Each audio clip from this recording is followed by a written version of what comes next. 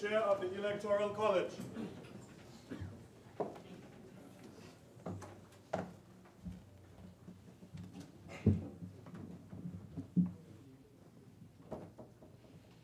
A meeting of the Electoral College is now called to order.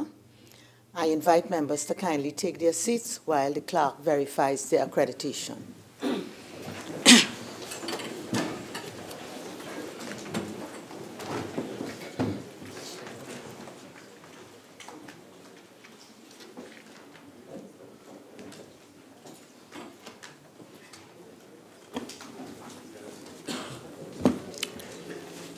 Mrs. Anisette George. Mrs. Camille Robinson-Regis. Present. Dr. Keith Rowley. Present. Mr. Faris Alrawi. Present. Mr. Colin Inberg. Present. Mr. Stuart Young. Present. Mr. Terence Dial Singh. Present. Mr. Fitzgerald Hines. Present. Mr. Randall Mitchell. Present. Ms. Shamfa Kujo. Present. Mr. Anthony Garcia. Present. Mrs. Sherry-Ann Critchlow-Coburn. Present. Mr. Esmond Ford. Present. Major General Retired Edmund Dillon. Present. Mrs. Ayana Webster Roy. Present. Dr. Nayan Gasby Dolly. Present. Mr. Maxie Coffey. Mark absent. Mr. Darrell Smith. Present. Dr. Lovell Francis. Mrs. Glenda Jennings Smith. Present. Ms. Nicole Oliver. Present. Brigadier General Retired Ansel Antoine. Present. Mr. Adrian Leons.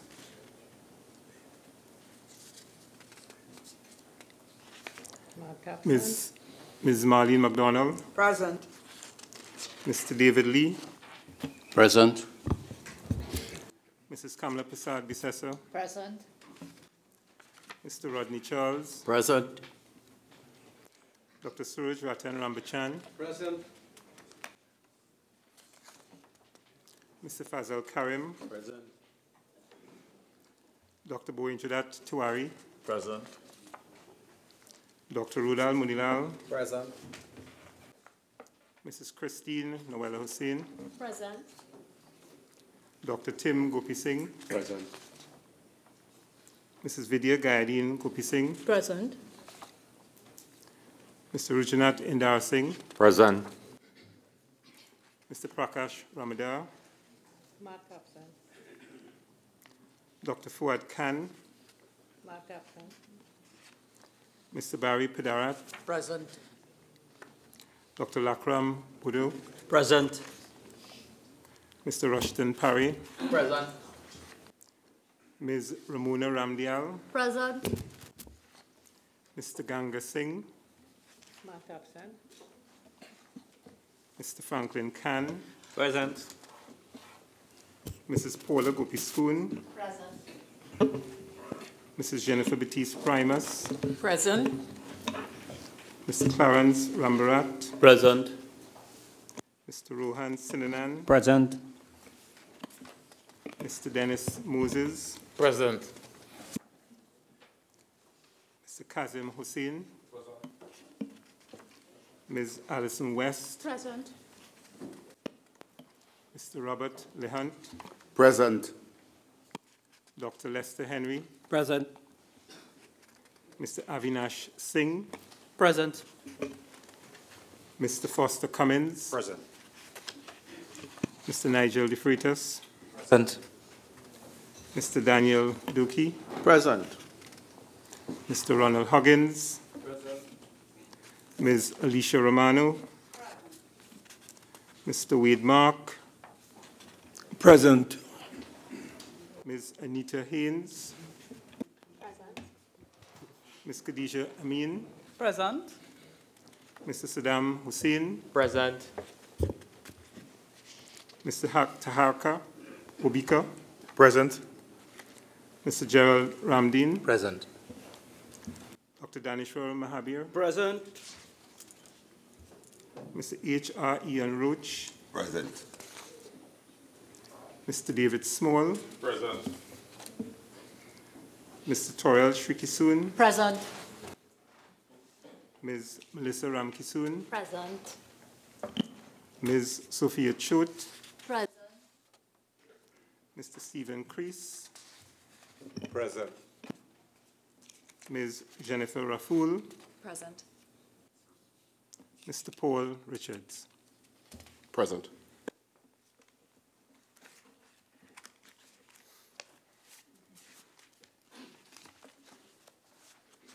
Honorable members, please stand for the prayer of the Electoral College.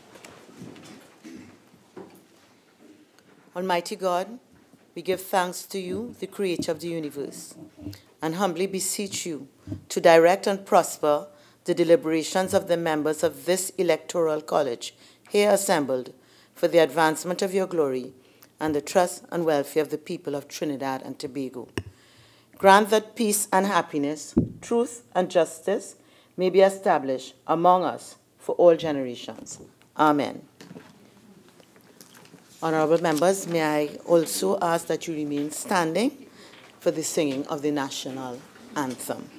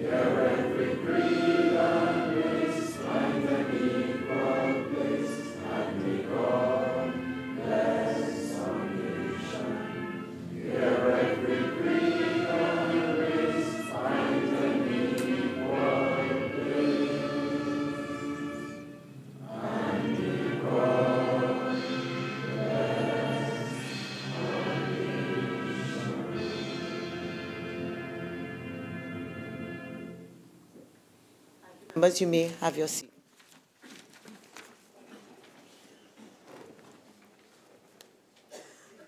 Members, before we commence, I am to advise that I have received requests to be excused from this meeting of the Electoral College from the following members: Dr. Fuad Khan, MP for Barataria Sanwan; Mr. Maxi Coffey, MP for La Hoqueta Talparo; Mr. Ganga Singh, MP for Shogunas West; Mr. Prakash Ramada, MP for St. Augustine. Honorable members of the Electoral College, in accordance with Section 28 of the Constitution of the Republic of Trinidad and Tobago, I have convened this meeting of the Electoral College for the purpose of holding of an election for the President of the Republic of Trinidad and Tobago. Honorable members, pursuant to Section 26(2) of the Constitution, the date of the election for the President was published in the Trinidad and Tobago Gazette, Volume 56, Number 140 of Thursday, 21st December 2017. Section 30 of the Constitution provides that a person shall not be a candidate for election as President unless he is nominated for election by a nomination paper which, A, is signed by him and by 12 or more members of the House of Representatives, and B, is delivered to the Speaker at least 7 days before the election. In addition, Regulation 4 of the Electoral College Regulations 1976 requires each candidate for election to be nominated by a nomination paper which must state the full name and address of the candidate and his or her proposers, the occupation of the candidate, and the constituencies represented by his or her proposers. In accordance with Section 30 of the Constitution and Regulation 4 of the Electoral College Regulations, Ms. Paula-Mae Weekes, retired Justice of Appeal, was nominated for election as President. The members of the House of Representatives who signed the nomination paper in accordance with Regulation 4 of the Electoral College Regulations are Dr. Keith Rowley, Mr. Faris Alwari, Mr. Fitzgerald Hines, Mr. Stuart Young, Mr. Colum Ember, Mrs. Camille Robinson-Regis, Dr. Nian Gadsby Dolly, Major General Retired Edmund Dillon, Ms. Shamfa Kujo, Mrs. Kamla Prasad Bisesa, Mr. Prakash Ramada, Dr. Rudal Munilal, Mr. Adrian Leons, Mrs. Ayana Webster Roy. The nomination paper was duly signed by Ms. Weekes, as prescribed by Section 30 of the Constitution and Regulation 4 of the Electoral College Regulations. Honorable members, Section 31(1) of the Constitution provides that a candidate who is unopposed or who obtains the greatest number of the votes cast shall be declared elected. Regulation 9(1)(b) of the Electoral College Regulations provides that where only one person stands nominated for election as President, such nominated person shall at the meeting of the Electoral College be declared by the Speaker to be elected. Accordingly, I hereby declare Ms. Paula-Mae Weekes elected President of the Republic of Trinidad and Tobago.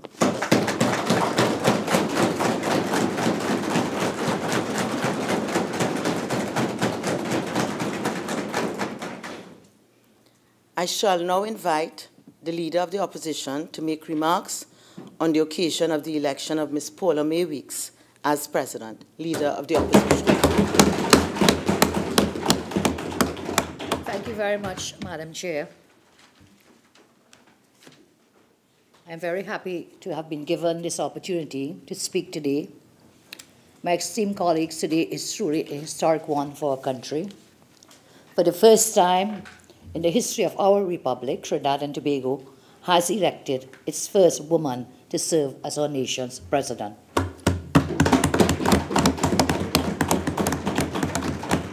Madam Chair, today as I stand to give support to a distinguished daughter of our soil, it cannot go unnoticed that we usher in a president-elect in the very week that our grateful nation paid tribute to a former head of state, our fourth president, Professor George Maxwell Richards. This moment in time sees us elevated into history our sixth president while celebrating the life of our fourth president. It is our hope that Madam Justice Paula-Mae Weekes will be inspired by the dedicated service and commitment to fairness and impartiality of the late Professor Richards and his predecessors. On behalf of the opposition, I wish to welcome President-elect Weekes and express our confidence that she will discharge her duties and responsibilities as our head of state impartially and with compassion, striving at all times to enhance our democracy. I also take this opportunity, Madam Chair, to thank His Excellency Anthony Thomas Aquinas Carmona, Senior Counsel, for his service to Trinidad and Tobago as our fifth president. He has served our country dutifully and with distinction. In particular, I would like to commend his efforts in ensuring that a procurement board, in accordance with the Public Procurement and Disposal of Property Act No. 1 of 2015, as amended, has been established. This board is critical to ensuring transparency and accountability in the procurement of goods and services by government. Madam Chair, 41 years ago, Trinidad and Tobago adopted a Republican Constitution, giving us the right to elect our own head of state, to govern ourselves and chart our own destiny as a sovereign nation. Significant progress has been made in building our democracy and our public institutions, but we have much to do to ensure that our citizens are adequately served. We must continue to focus on improving transparency and accountability, and in working to improve the efficiency and effectiveness of our institutions. The opposition, which I lead, maintains its commitment to collaborating with stakeholders in making this a reality for the benefit of all the people of Trinidad and Tobago. Madam Chair, just 2 short weeks ago, in that spirit of collaboration on this most important matter, the election of our 6th president, one that affects each and every citizen of our country, we agreed to accept the government's invitation to discuss the way forward. A team from the opposition met with the Prime Minister, Honourable Dr. Keith Rowley, and his team, and we carefully considered the government's nominee, given the important constitutional role of the President in ensuring good governance and protecting our democracy. We maintain that the person elected to this office must be independent and fair, and possess the strength and courage to discharge the functions of the office in a manner which adheres to the Constitution, the rule of law, and preserves the separation of powers.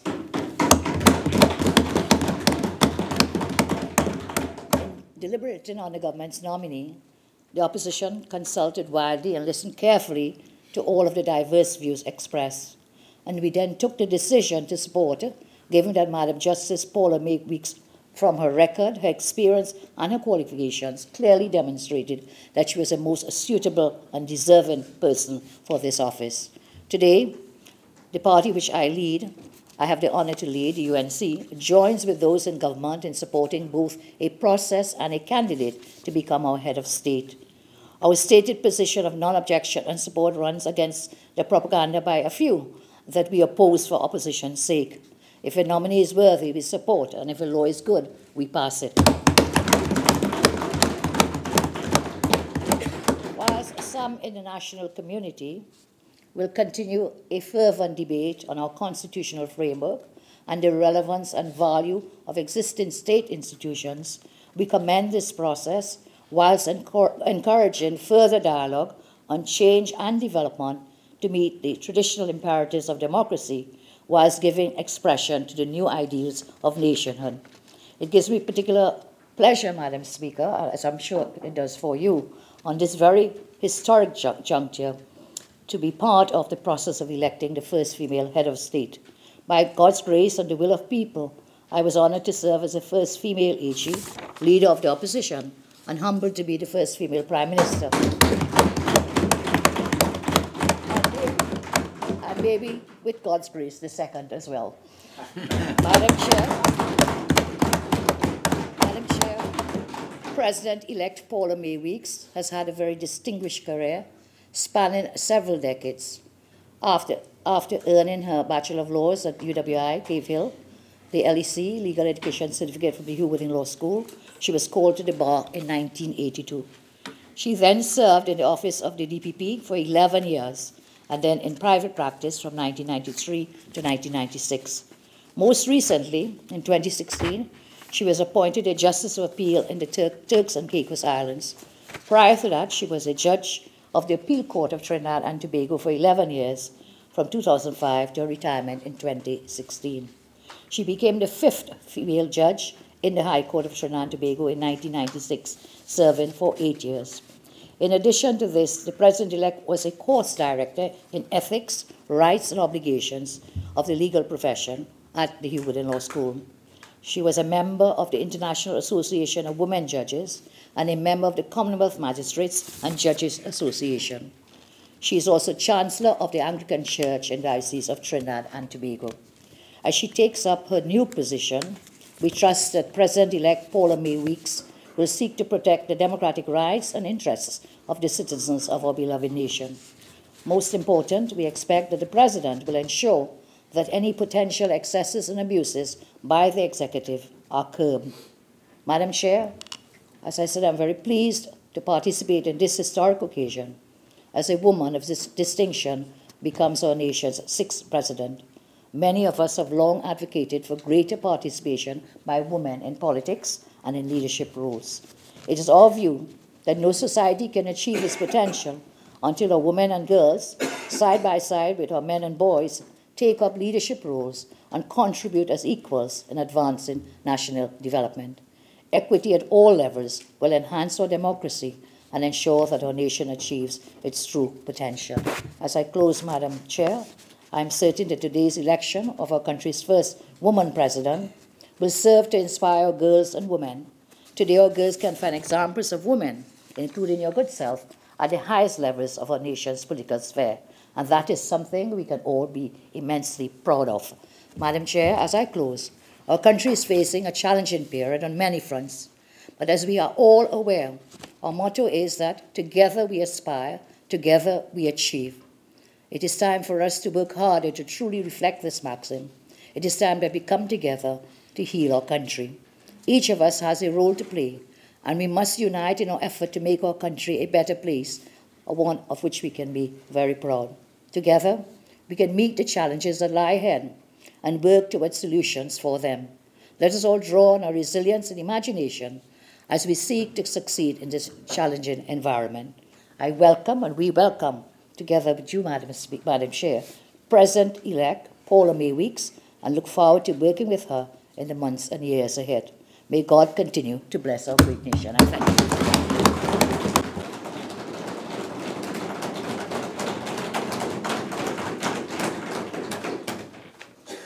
I shall now invite the Honourable Prime Minister to make remarks on the occasion of the election of Ms. Paula-Mae Weekes as President. Honourable Prime Minister.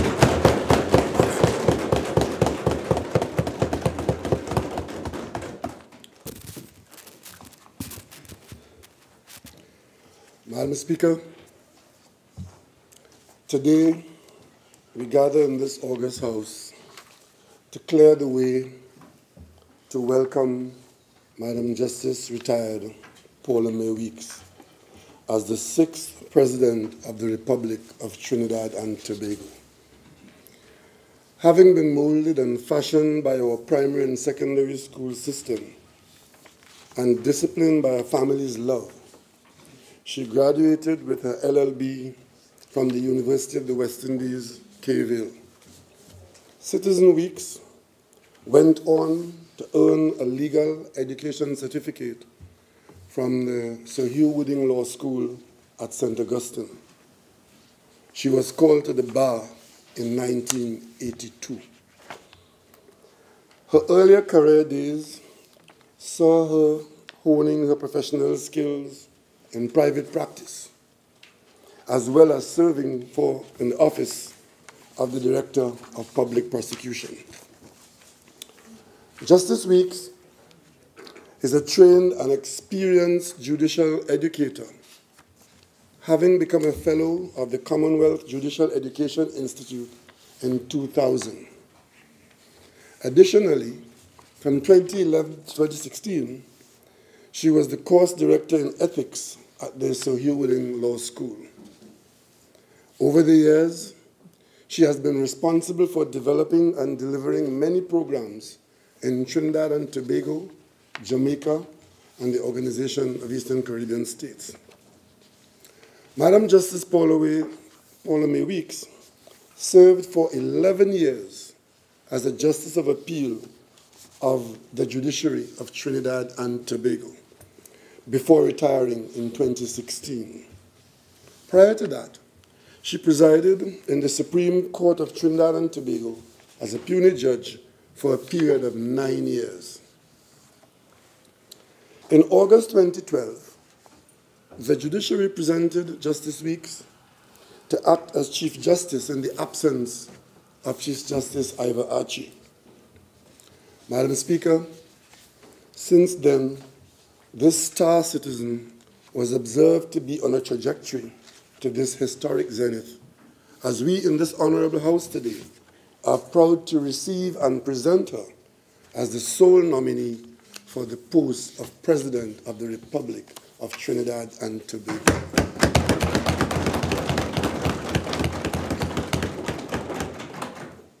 It is noteworthy that Justice Weekes was the 5th female judge to be appointed to the Criminal Division of the High Court.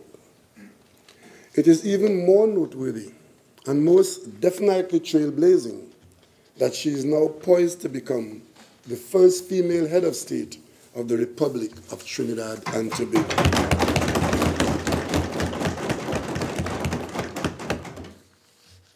Madam Speaker, as a young nation, we can indeed be proud of the fact that our democracy and all our governance systems are open to all our citizens. Today, for the first time, a woman is set to hold the highest office in the land. Madam Speaker, I still remember the excitement I experienced as a boy when I saw the first woman bus driver. I distinctly remember the pride I felt when we produced the first female commercial pilot. And only recently, those moments returned when I saw a picture of our first female commercial airline captain, now retired, as she lit up the pages of our national newspapers. As a man with a wife, with sisters, daughters, a granddaughter, female cousins, nieces, and thousands of females whom I represent, I feel especially pleased and proud to be announced.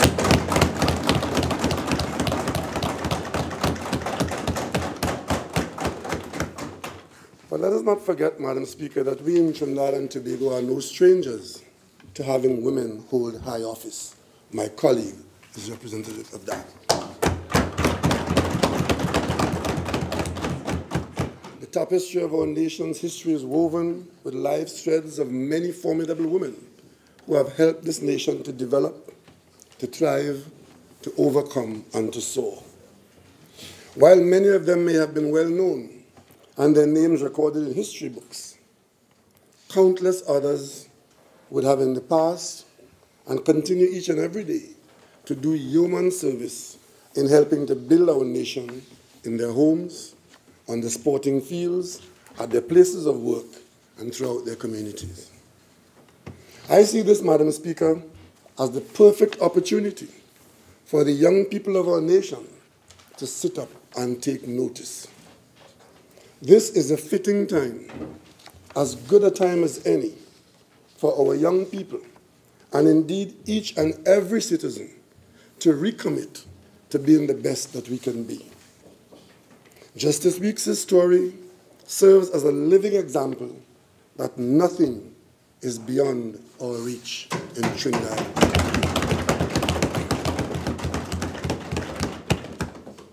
The simple truth is that hard work, dedication, discipline, and good character in this land of Trinidad and Tobago, no accomplishment, no accolade, no position is beyond the reach of anyone.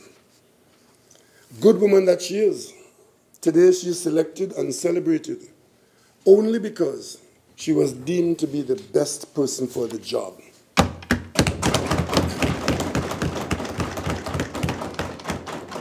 As measured by a variety of exacting yardsticks.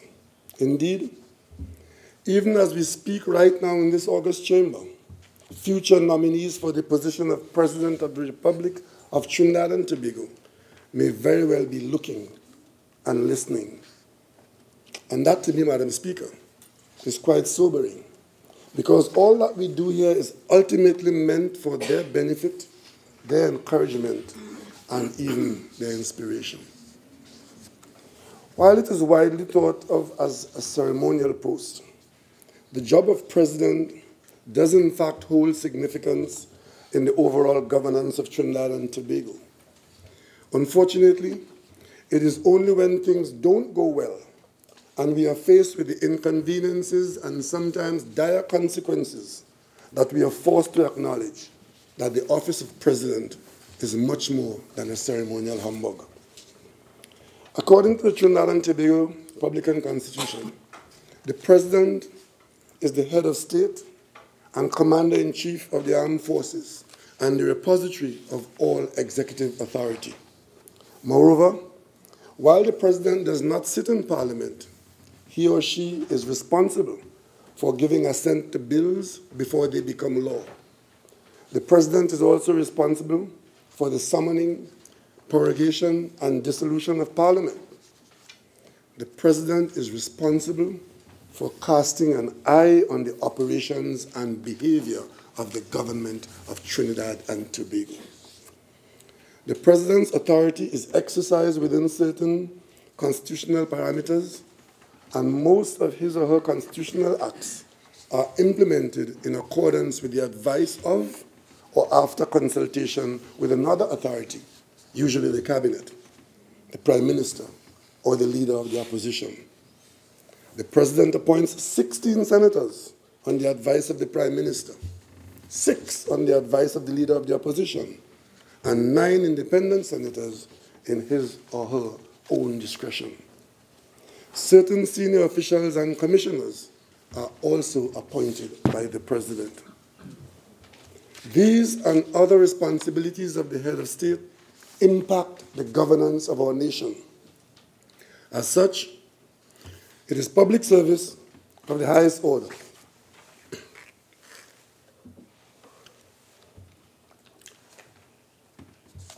It is my view, Madam Speaker, that taking up the mantle of service to the public is a clear demonstration of one's patriotism.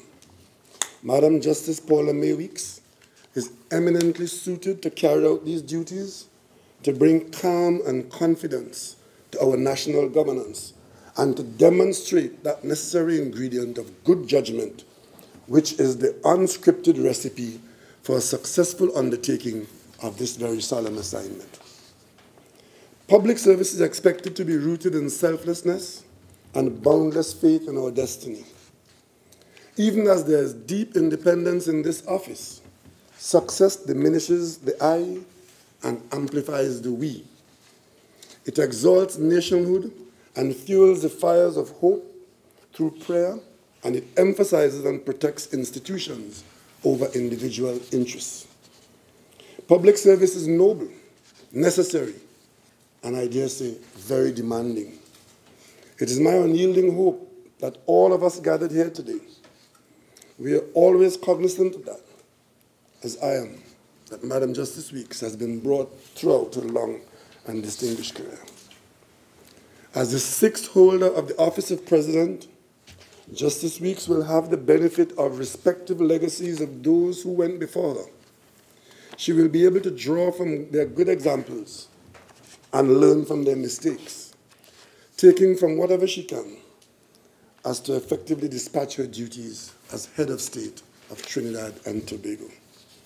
This joyous occasion of her coming into office should not only be a source of pride for all of us, but should provide us with an impetus to reflect on ourselves, to quietly and inwardly examine our own thoughts, our own purposes and actions, to see how we measure to the sterling qualities brought to us by Justice Paula-Mae Weekes.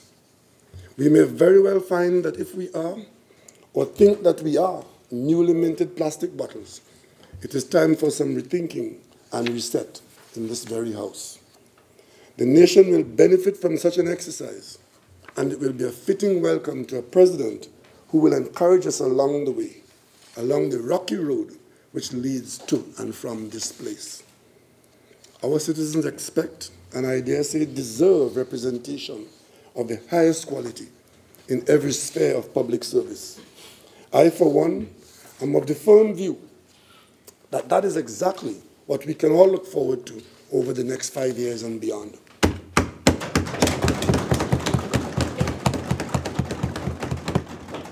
The fact that Justice Weekes is unopposed as the sole nominee is a clear indication of this, and I thank all my colleagues on both sides of this for your cooperation and collaboration in this commendable outcome.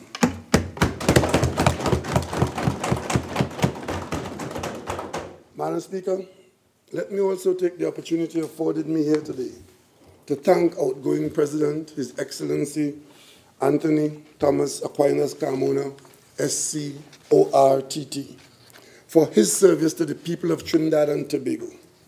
As I've previously stated, public service in all its forms is indeed a noble undertaking.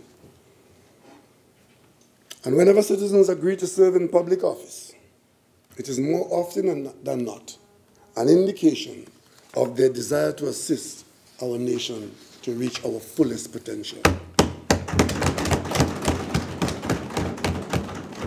As such, I wish to publicly thank President Carmona and wish him and his family all the best in their future endeavors. Madam Speaker, lest you believe that I am biased in my fulsome praise and welcome of our new president-elect, permit me to put on the records of Hansard some of the views of others who do not have this flaw, but who have refused their welcome to and satisfaction with our nominee. One public commentator, a legal luminary, a colleague of hers, said, and I quote, "In her professional life as lawyer, judge, and senior tutor, she has demonstrated that she possesses the necessary ability, merit, and integrity in the performance of her duties. She will be an excellent president of our country."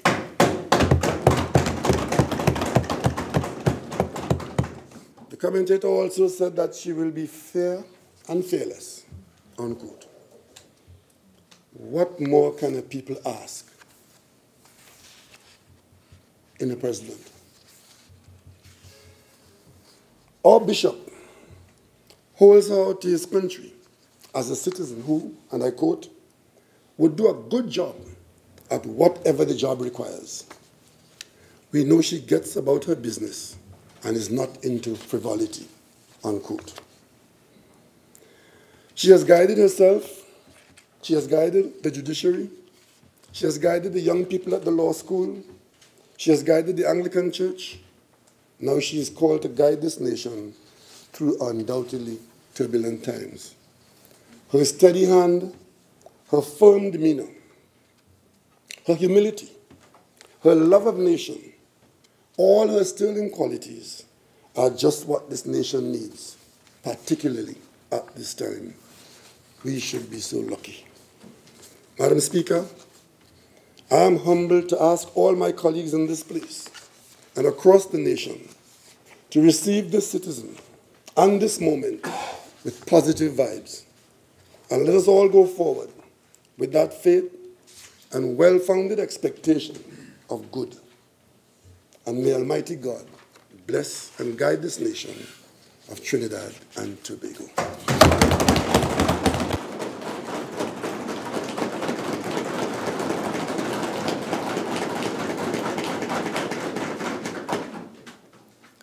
Honorable members, in accordance with Section 32(1)(a) of the Constitution and Regulation 9(2)(a) of the Electoral College regulations, the required instrument shall be signed and sealed later today by the Speaker.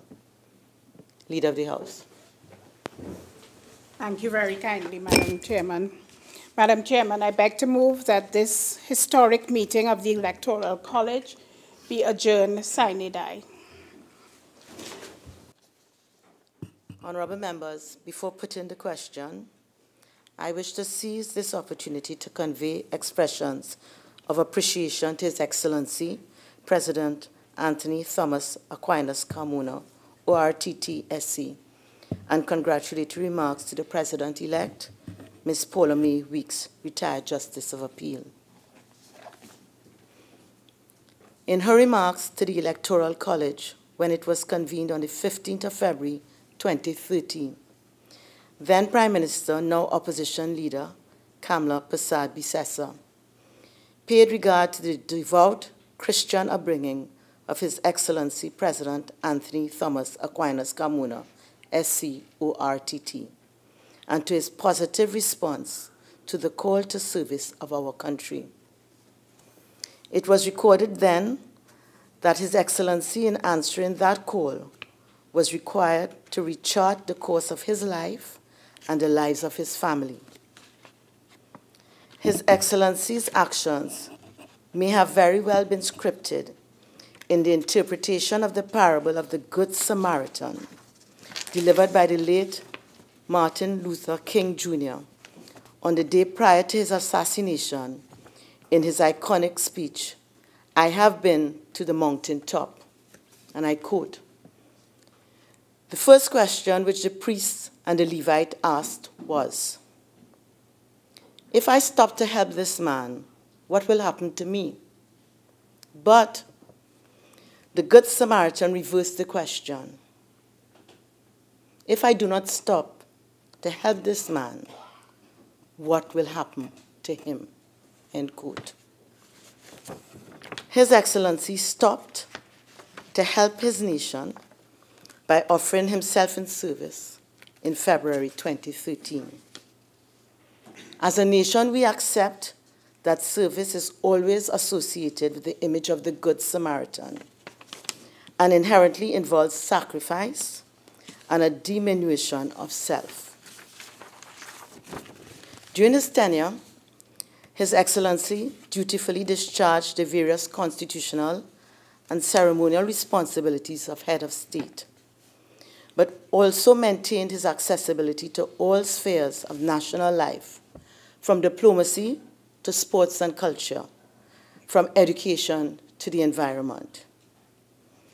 He shall leave his own indelible mark on the office of President in the passion he displayed for youth and his belief and unswerving commitment in creating opportunities for the contribution of young persons to national affairs. For his service to the country as head of state from 18th of March 2013, and which shall expire on 19th of March this year, I wish to extend on behalf of the Electoral College and on my own behalf our gratitude to His Excellency for giving of himself in service.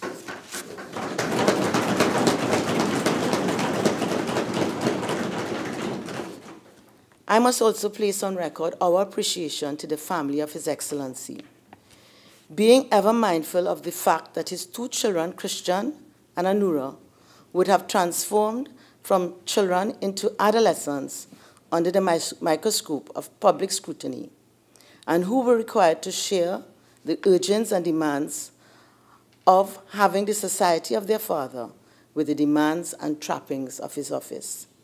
I therefore thank them for the tolerance, patience, and self-denial which were required at that time.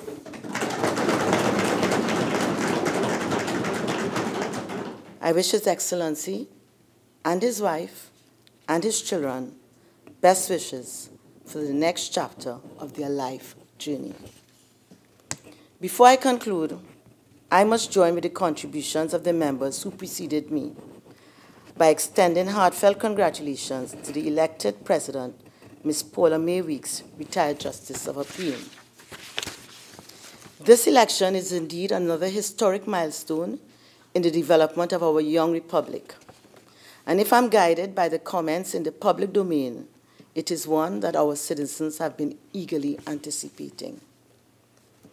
Additionally, members, not only was there one nominee, but that nomination of Ms. Paula-Mae Weekes was proposed by members of both sides of the House well, and this has not escaped the attention of our nation as one of the occasions of participatory democracy and cooperation at work.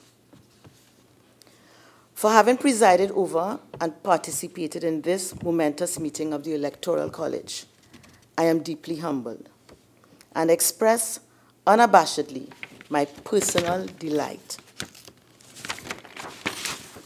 in the election of the first female citizen to the office of President of the Republic of Trinidad and Tobago. I thank you.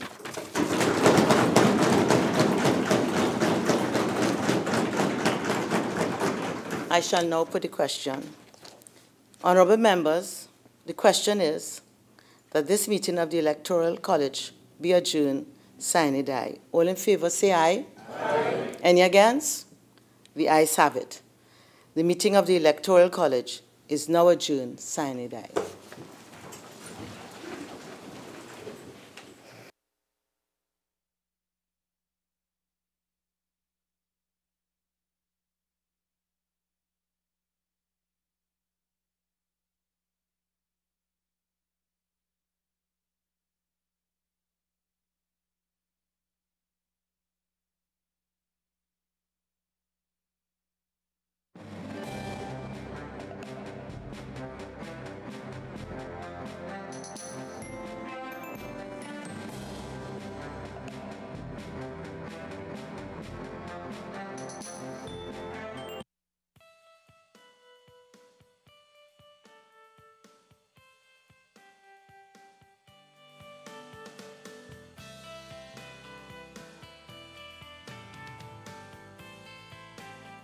This has been a presentation of the Parliament Channel and Parliament Radio 105.5 FM.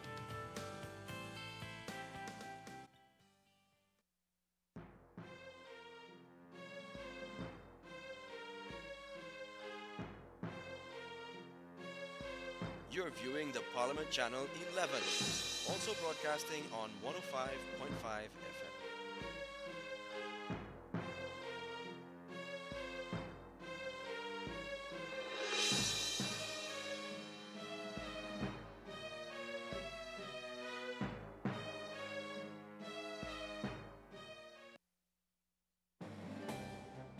Madam Justice Paula-Mae Weekes, the first female president of the Republic of Trinidad and Tobago.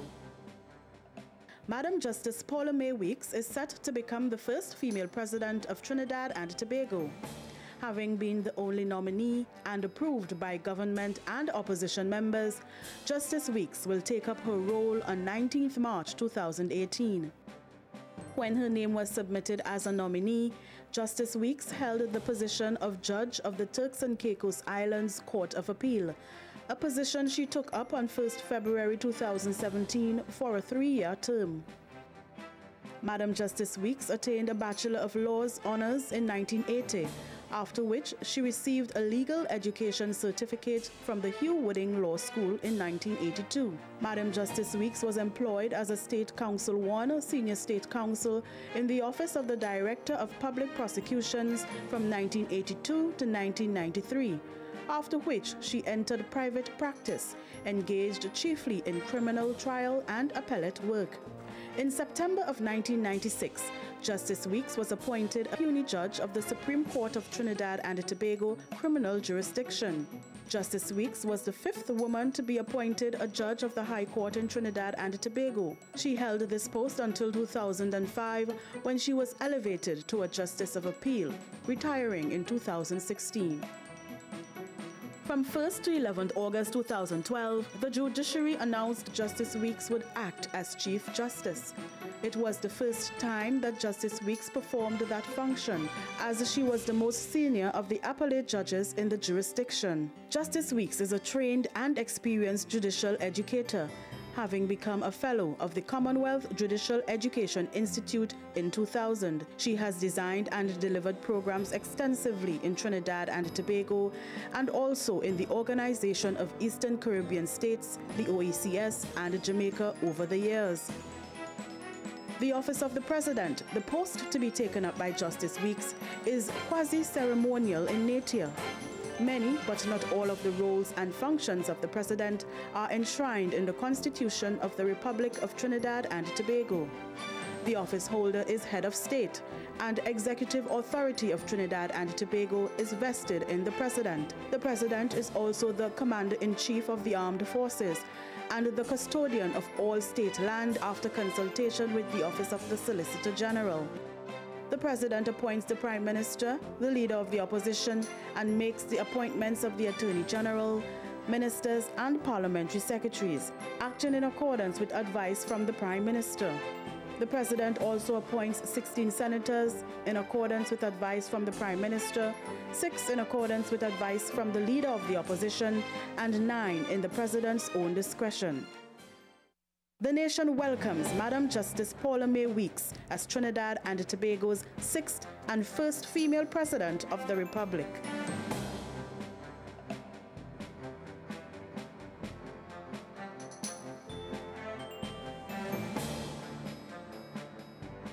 Friday, 19th January will be President's Day on the Parliament Channel. Be viewing this channel to witness live the meeting of the Electoral College to elect our first female President of the Republic. Tune in all day for programming on former Governor